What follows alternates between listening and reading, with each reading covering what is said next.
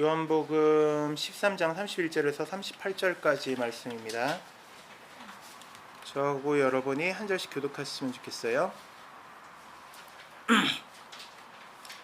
유다가 나간 뒤에 예수께서 말씀하셨다. 이제는 인자가 영광을 받았고 하나님께서도 인자로 말미암아 영광을 받으셨다. 하나님께서 인자로 말미암아 영광을 받으셨으면 하나님께서도 몸소 인자를 영광되게 하실 것이다. 이제 곧 그렇게 하실 것이다.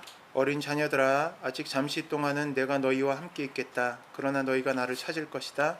내가 일찍이 유대 사람들에게 내가 가는 곳에 너희는 올 수 없다 하고 말한 것과 같이 지금 나는 너희에게도 말하였습니다. 이제 나는 너희에게 새 계명을 준다. 서로 사랑하여라. 내가 너희를 사랑한 것 같이 너희도 서로 사랑하여라. 너희가 서로 사랑하면 모든 사람이 그것으로써 너희가 내 제자인 줄을 알게 될 것이다. 시몬 베드로가 예수께 물었다. 주님, 어디로 가십니까? 예수께서 대답하셨다. 내가 가는 곳에 네가 지금은 따라올 수 없으나 나중에는 따라올 수 있을 것이다. 베드로가 예수께 말하였다. 주님, 왜 지금은 내가 따라갈 수 없습니까? 나는 주님을 위하여서는 내 목숨이라도 바치겠습니다. 예수께서 대답하셨다. 내가 나를 위하여 내 목숨이라도 바치겠다는 말이냐? 내가 진정으로 너에게 말한다. 닭이 울기 전에 너는 3번 나를 모른다고 할 것이다. 아멘. 지난달에 제가 이렇게 말씀을 전하고 왔는데, 제가 평상시에는 그전에는 이제 계속 소리 지르고 하다가 한 1년을 유튜브 녹음한다고 조용히 녹음하고 또 이제 이렇게 소리를 지르지 않다고 보니까 오랜만에 이렇게 소리를 지르고 났는데, 월요일에 아침에 이 목을 봤더니 빨갛게 주리가 있는 거예요, 목 안에가. 그래서 야, 이게 뭐가 났나? 습진이 생겼나? 생각을 해가지고 병원을 갔더니 멍이 들었대요. 안 쓰던 근육을 써가지고 멍이 들었다고 하더라고요. 참 창피한 얘기긴 하지만 그래서 다음 달엔 한번 서로에게 도움이 될 수 있도록 한번 그렇게 해보면 어떨까 생각을 하고 있습니다. 제가 아까 시편 말씀을 읽다가 이 찬양이 생각이 났는데 이게 될지 모르겠어요.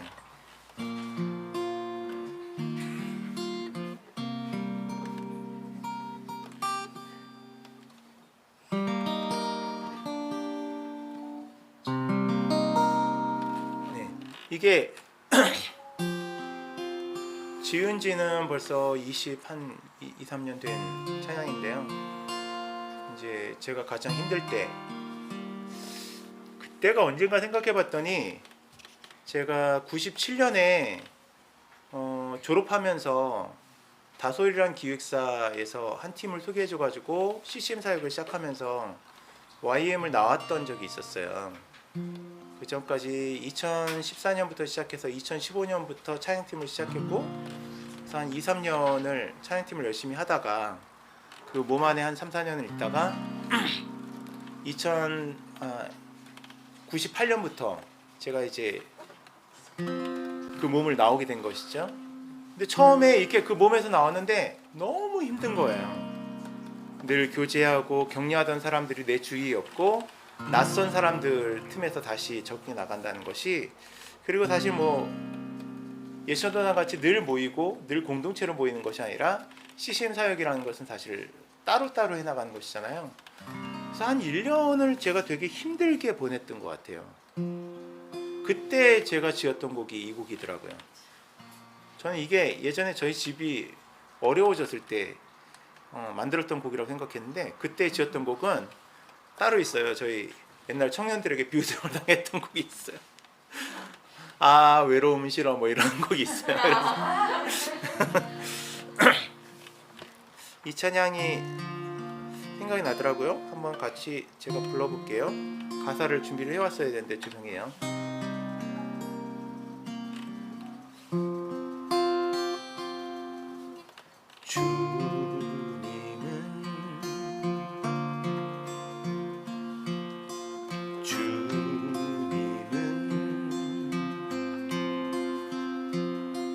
내가 피할 수 있는 유일한 나의 바위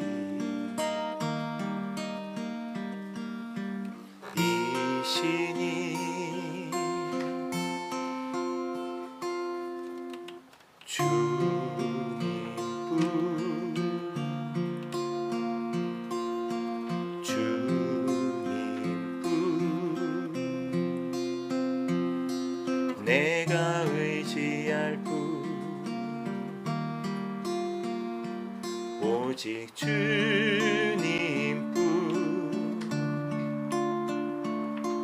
그가 나를 영원까지 도우시리.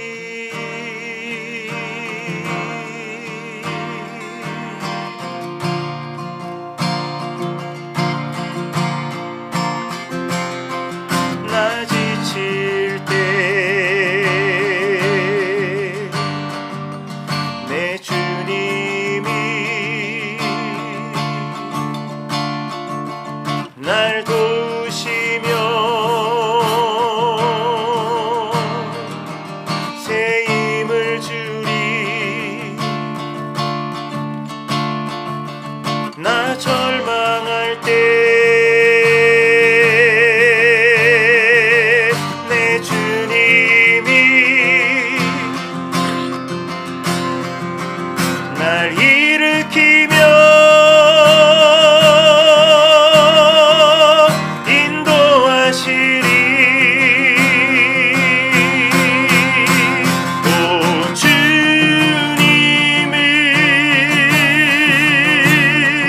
오 주님을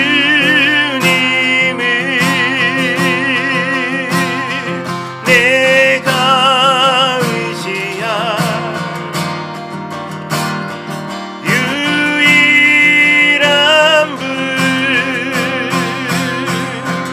오 주님을, 오 주님뿐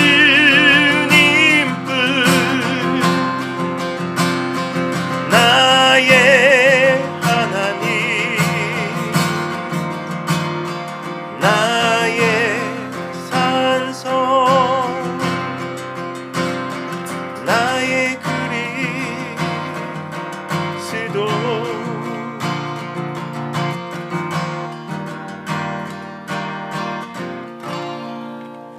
아멘.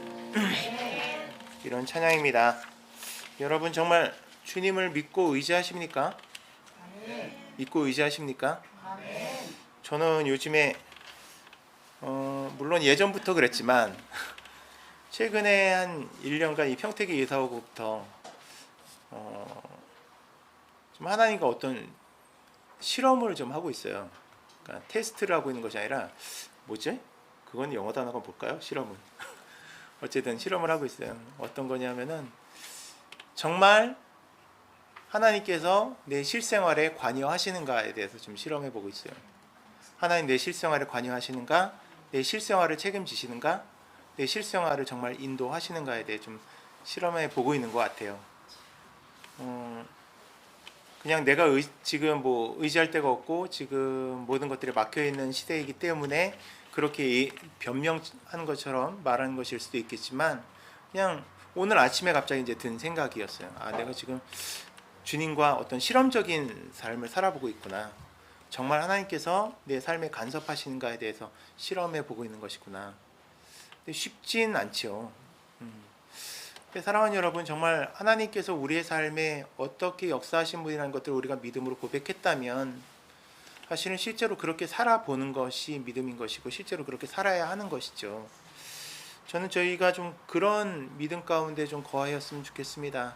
그리고 그런 믿음으로 좀 살아갔으면 좋겠습니다. 제가 지난번에 설교 영상 올리신 거 보니까 그냥 저는 말을 많이 하는 것보다는 같이 찬양을 많이 하는 것이 더 은혜로운 것 같아서 찬양을 좀 같이 하고 이 찬양이 갑자기 어젯밤에 많이 와닿더라고요. 주여 우린 연약합니다. 우린 오늘을 힘겨워합니다. 주 뜻 이루며 살기엔 부족합니다. 우린 연약합니다. 이 찬양 우리 함께 고백하면서 주님 앞에 좀 말씀 앞에 나가보면 어떨까요? 같이 한번 고백해볼까요?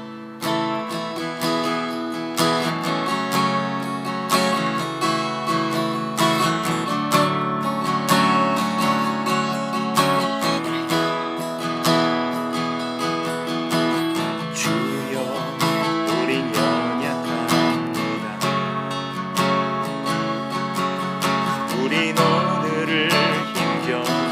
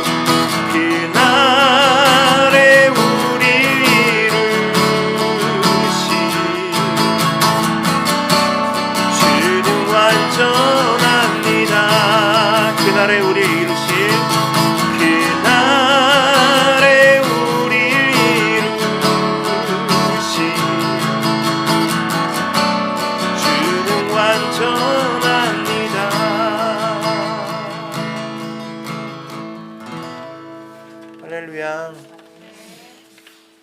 주님이 완전하심을 믿기에 우리가 살아갈 수 있습니다. 주님이 우리 가운데 완전하게 역사하시며 우리와 함께 하신 분이시기에 우리가 살아갈 수 있습니다. 사랑하는 여러분, 우리가 주님께 부르심 받은 자들입니까? 주님이 부르심에 응답한 자들입니까?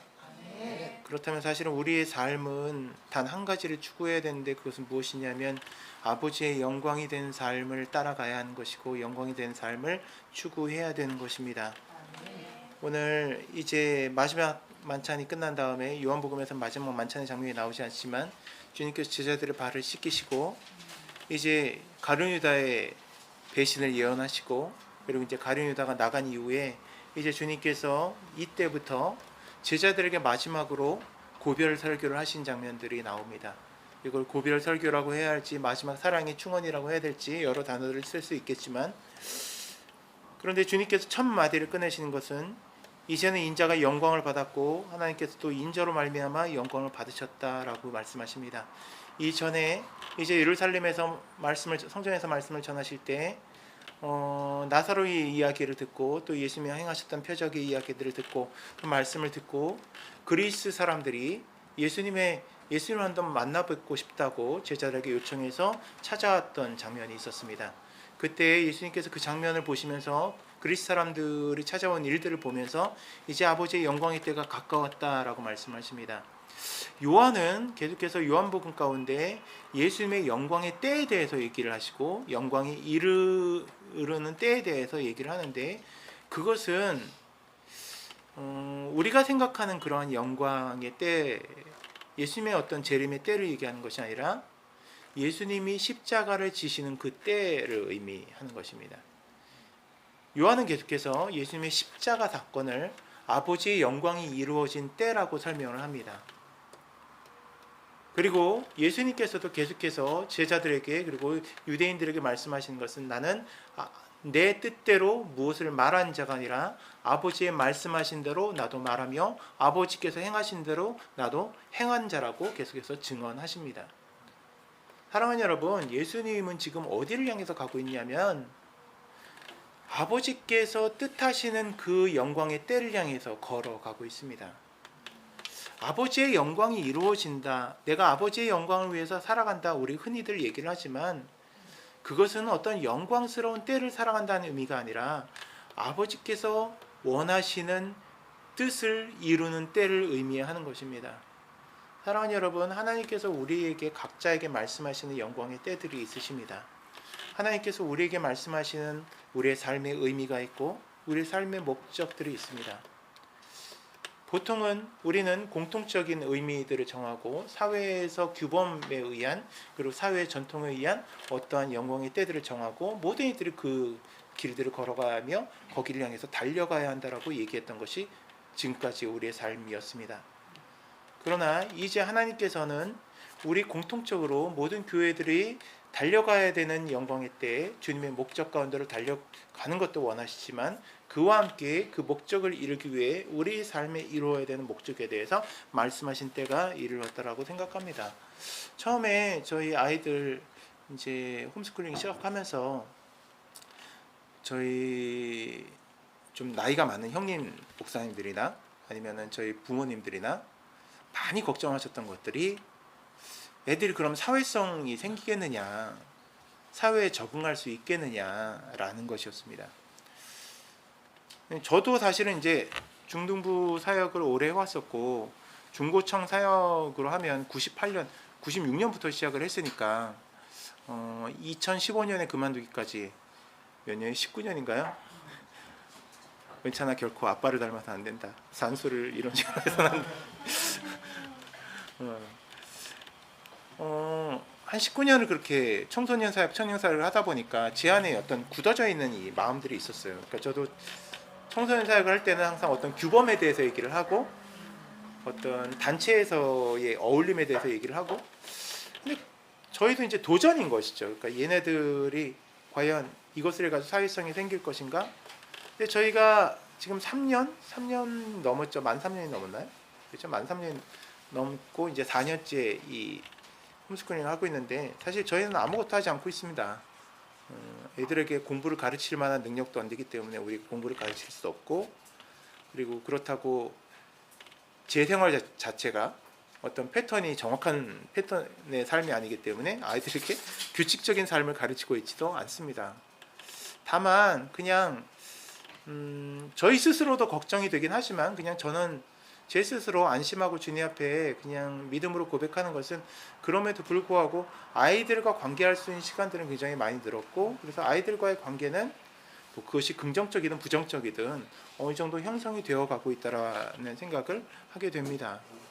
사랑하는 여러분, 사실은 사회성이라는 것의 그 초점 무엇이냐면 공동체입니다. 공동체에 그 사람이 어울릴 수 있는 부정적인 영향, 긍정적인 영향을 받고 훈련받는 것을 사회성이라고 얘기를 하는 것이거든요.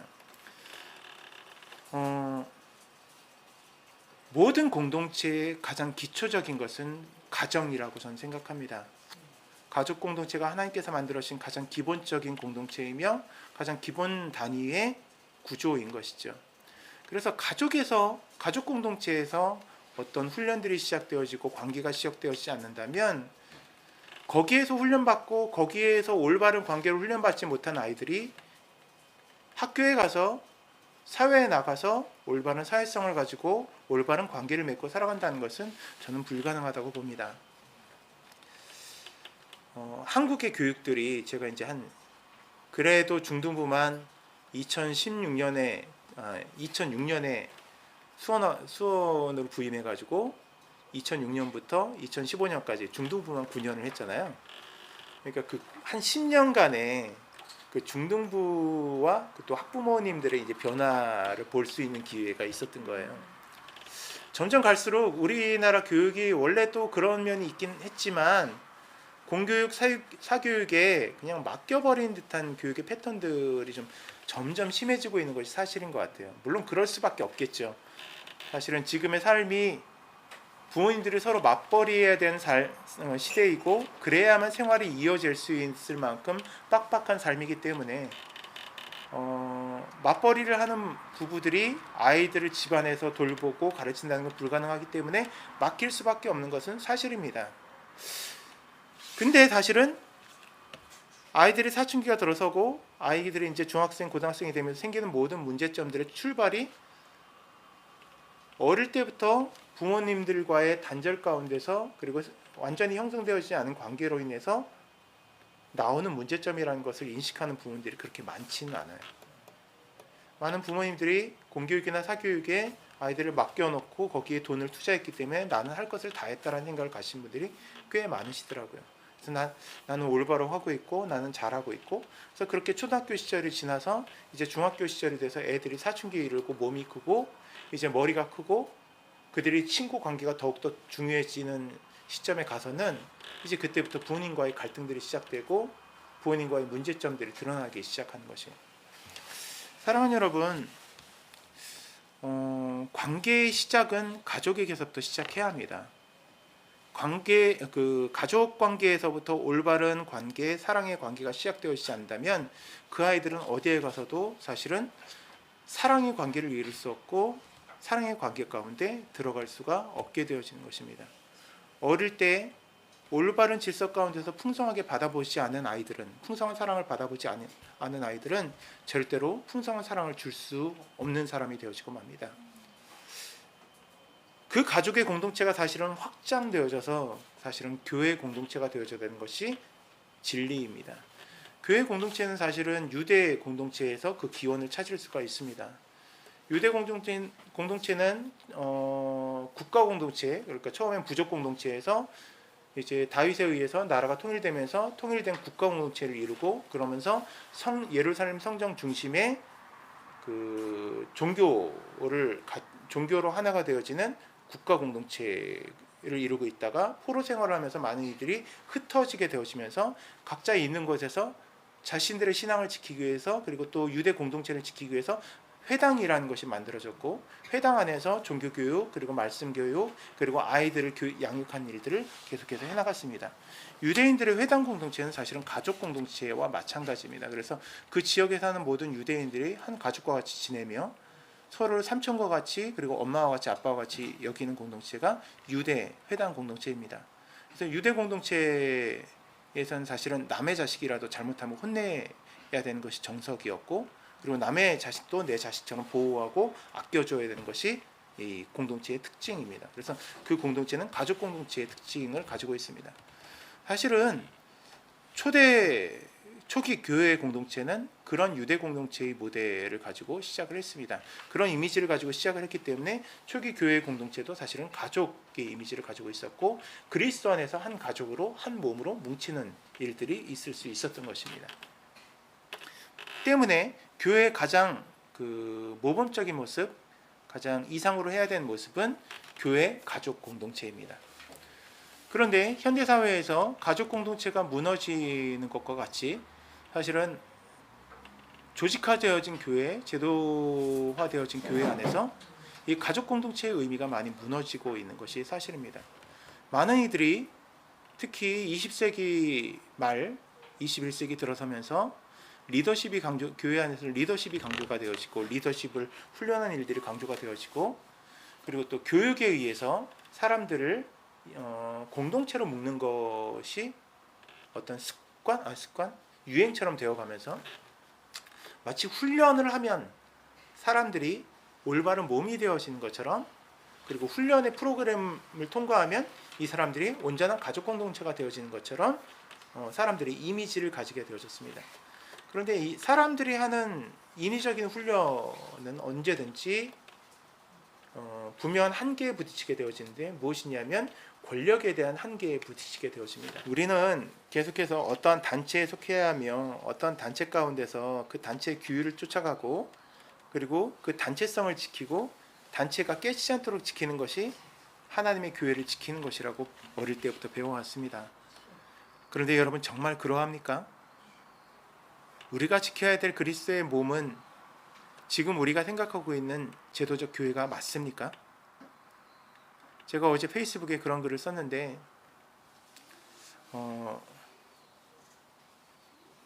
예수님께서 세상이 너희를 핍박할 것이다. 너희가 세상으로부터 나왔으면 세상이 너희를 좋아할 것이지만 너희가 나에게서 나왔기 때문에 세상이 너희를 미워할 것이다. 세상이 너희를 미워하면 그것은 너희를 미워하는 것이나 아니라 나를 미워하는 것이며, 나를 미워하는 것은 나를 보내신 아버지를 미워하는 것이다. 제가 그 말씀을 가지고 이렇게 묵상하고 어제 글을 잠깐 올렸는데, 주님께서 이 요한복음을 통해서, 특히 요한이 이 요한복음을 통해서 얘기하고자 했던 세상이 어떠한 세상인가에 대해서 제가 어제 잠깐 글을 썼었어요. 내가 사람 이름을 잘 기억을 못해가지고 누구죠, 여보? 그 저자가 누구죠, 요한복음? 네? 톰 라이트의 책을 제가 읽다가 그 부분을 잠깐 이용을 했었는데, 요한복음에서 얘기하는 세상은 유대인을 제외한 그리스 로마 세계에 사는 황제나 아니면 그 세계에 사는 그리스 로마인들을 얘기하는 것이 아니라, 어릴 때부터 율법을 교육받고 율법대로 살며 자기들은 하나님의 백성, 하나님의 자녀라고 여기던 유대 사회를 얘기하는 것이었습니다. 그 유대인들은 예수님의 이적을 보았고 표적을 보았고 예수님의 말씀을 들었던 사람들이었고, 예수님이 눈먼 사람의 눈을 뜨게 하는 것을 보았던 사람이고, 죽은 나사로를 살리는 것을 보았던 사람이었습니다. 사랑하는 여러분, 우리가 어떠한 종교적 제도하에 있다고 해서 우리가 하나님의 백성이란 증거는 되지 못합니다. 우리가 하나님의 교회란 증거는 되지 못합니다. 우리가 하나님의 교회이며 구원받은 사람이라고 얘기해 주는 것은 우리의 삶의 태도이며 삶의 목적입니다. 우리가 무엇을 위해서 살아가는가, 무엇을 위해 어떻게 나의 삶을 살아가는가가 사실은 우리가 무엇을 믿는가를 보여주는 것입니다. 사랑하는 여러분, 지금 시대는 우리가 어디에 속해 있으며 어느 교단에 속해 있고 어느 정도 규모의 건물을 가진 교회를 하느냐가 중요한 시대가 아닙니다. 물론 이 이후의 시대에도 그런 제도적 교회, 그리고 조직적 교회, 건물을 가진 교회, 교단들은 중요한 역할들을 해나갈 것입니다. 새로운 사람들이 들어와야 하고, 새로운 사람들을 정착시켜야 하고, 새로운 사람들이 예수를 만날 수 있는 기회를 주기에 그 모든 것들은 합당하며 유익합니다. 그러나 이제는 그 다음으로 나가는 사람들도 마찬가지로 있어야 하는 것이 사실입니다. 사랑하는 여러분, 이제는 최초의 마음으로 돌아가 말 그대로 예수님께서 그러하셨듯이 아버지의 영광의 때를 위하여 달려간 자들이 필요합니다. 그러나 그 길이 쉽지 않습니다. 그 길은 외로움의 길이며 그 길은 고난의 길이고 그 길은 궁핍한 길입니다. 궁핍한 가운데 주님께서 나를 채우실 것을 믿음으로 바라보는 길입니다. 주님께서 몇 년 전부터 저에게 하신 말씀이 있었는데 그것이 무엇이냐면 네가 이 길을 걸어갈 때 내가 너를 채우는 이유에 대해서 말씀하셨습니다. 내가 너를 궁핍하게 하지 않을 것이라고 말씀하셨고 네가 돈으로 인하여 걱정하지 않을 것이라고 말씀하셨는데 그 이유가 무엇인지에 대해서 말씀하실 때 이제 믿음으로 살고자 하는 많은 이들에게 믿음으로 살고자 하는 많은 젊은이들에게 너의 삶을 모델로 보여줄 것이다 라고 말씀하셨습니다. 저는 그냥 그 말을 믿고 쫓아가고 있습니다. 사랑하는 여러분, 우리에게 영광의 때는 우리의 삶에 아버지의 뜻이 이루어지는 때입니다. 그것은 어쩌면 이름도 없이 빛도 없이 아무 소망도 없이 그냥 물론 그것이 제가 하는 일이긴 한데 그냥 사람들을 만나며 만난 사람들에게 하나님의 마음으로 위로하고 그들에게 말씀으로 세워 그들이 예배자가 되게 하고 다시 그리스도인으로서의 삶을 살게 하는 그런 일일지도 모르겠습니다. 때로는 직장을 다니면서 내가 돈을 벌어 다른 이들에게 나눠주며 그들에게 예수님의 사랑을 몸소 보여줘야 되는 삶일지도 모르겠습니다. 그것은 외로운 길입니다. 오늘 예수님께서 마지막에 대해서 얘기하실 때 시몬 베드로가 주님 어디로 가십니까? 내가 가는 곳은 네가 지금은 따라올 수 없으나 나중에 따라올 수 있을 것이다. 주님 말씀하셨더니 주님 왜 제가 지금은 따라갈 수 없습니까? 나는 주님을 위해서는 내 목숨이라도 바치겠습니다. 아주 베드로다운 이야기이죠. 아마 저의 성향도 약간 베드로 같지 않은가 이런 생각을 좀 하긴 하는데 그 다음에 38절에 예수께서 대답하셨다라고 되어 있습니다. 근데 톰 라이트의 그 책에는 이 부분을 이렇게 표현했더라고. 예수님께서 웃으셨다. 근데 제가 그 구절을 읽다가 월칵 눈물이 쏟아지는 거예요. 나는 목숨이라도 바쳐서 주님을 따르겠습니다 라고 하는 베드로를 보면서 예수님이 웃으셨어요. 그리고 말씀하시기를 네가 나를 위하여 네 목숨이라도 바치겠다는 말이냐? 내가 진실로 너한테 말하는데 닭이 울기 전에 넌 3번 나를 모른다고 할 거야. 사랑하는 여러분, 예수님의 길은 예수님이 영광의 때를 향하여 가는 길은 외로운 길이었습니다. 그에게는 수백 명의 그를 따르는 이들이 있었고 12명의 그를 따르는 제자들이 있었으나 그 어떤 사람도 예수님이 하는 말들을 완전히 이해할 수 없었고 예수님이 어디를 향해서 가는가를 알 수 없었습니다. 이제 곧 죽음이 다가오고 있는데 그것 때문에 예수님의 마음이 근심되어지고 있는데 그럼에도 불구하고 난 아버지의 영광의 때가 이루어지기를 바랍니다라고 기도하고 있는데 여러분 그것을 알아두는 제자들이 없어요. 이들은 지금 무슨 일이 일어난지 알지 못하고 있어요. 그리고 덧없이 나는 끝까지 쫓아갈 겁니다 라고 얘기하고 있어요. 사랑하는 여러분, 제가 이 시간 나사렛 예수 그리스도의 이름으로 여러분을 축복하는 것은 여러분이 가실 길이 그 길이라는 것입니다. 저희 목사님 그리고 사모님 일반적인 교회의 길들을 선택하지 않으시고 하나님께서 주신 마음대로 사업의 길을 선택하시고 사업 가운데 사람들을 만나는 길들을 선택하셨습니다. 그것은 분명히 다른 사람들에게 인정받을 수 없는 길이고 너 왜 그렇게 사냐라고 물어볼 수밖에 없는 길인 것이죠. 제가 이제 나이가 올해 딱 50이 되고 나니까 주위의 후배들이며 또 이게 좀 저보다 위의 연배들의 목사님들이 전화통화를 하면 늘 하신 얘기가 있어요. 너 언제까지 그렇게 살 거냐?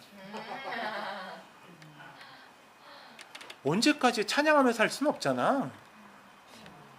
언제까지 찬양하면서 다닐 수는 없잖아. 그렇습니다. 우리의 길들은 그런 이야기들을 끊임없이 들어야 되는 길들인 것이죠. 네, 사랑하는 여러분, 믿음을 가지시기를 축복합니다. 주님께서 여러분에게 이 길들을 말씀하셨고 여러분들에게 다른 사람들이 가지 않은 그 길을 가라고 말씀하셨습니다. 그 영광의 때가 비록 예수님이 웃으신 것처럼 아무도 알아주지 않고 외로운 길을 할지라도 사랑하는 여러분, 포기하지 않으시기를 축복합니다. 저희도 사실은 언제까지 이 길을 갈 수 있을지는 모르겠습니다. 저희가 선택한 길 자체가 무모하게도 한 달을 알 수 없고 2달 뒤에는 더 알 수 없고 1년 뒤에는 알 수 없는, 근데 사람이라는 게 참 웃기죠. 2달 뒤를 알 수 없는데 1년 뒤의 걱정 때문에 걱정하고 있어요. 1년 뒤의 걱정 때문에 눌리고 있어요. 어쨌든 그런 길을 가고 있습니다. 그래서 지금 저희가 테스트 받고 있는 부분들은 이 길을 기쁨으로 걸어갈 수 있겠는가인 것입니다. 저는 엄청나게 걱정이 많은 사람이에요, 사실은. 걱정도 하고 한번 걱정에 눌리면 막 잠도 못 자고 머리를 박고 있는 그런 사람입니다. 진짜 구덩이를 파고 들어가는 그런 바닥을 쳤네 했는데 구덩이를 파고 들어가고 있는 그런 종류의 성격을 가진 사람이에요. 그럼에도 불구하고 제 안에 확신하고 믿음으로 나가는 것은 주님이 나에게 변함없이 말씀하시며 주님이 변함없이 나와 함께 하신다는 것이기 때문입니다. 너무 감사한 것은 그래도 지금 말씀을 묵상할 때마다 주님 앞에 잠깐 기도할 때마다 하나님께서 내가 가는 길이 나의 길이다라고 말씀하시고 그 길이 틀리지 않았다라고 말씀하시기 때문에 그냥 걸어가는 것이에요. 그래서 제 머리 가운데 수많은 이미지들을 떠올려 주시고 여러 가지 생각들을 주시는데 그 생각들이 다 이루어지지 않을지도 모르겠고 그 생각대로 이루어지지 않을지도 모르겠으나 딱 한 가지 가지고 있는, 제가 25년 동안 이 삶을 살면서 가지게 되어진 한 가지 소망은 하나님께서 이 다음을 반드시 준비하고 계시구나 라는 것입니다.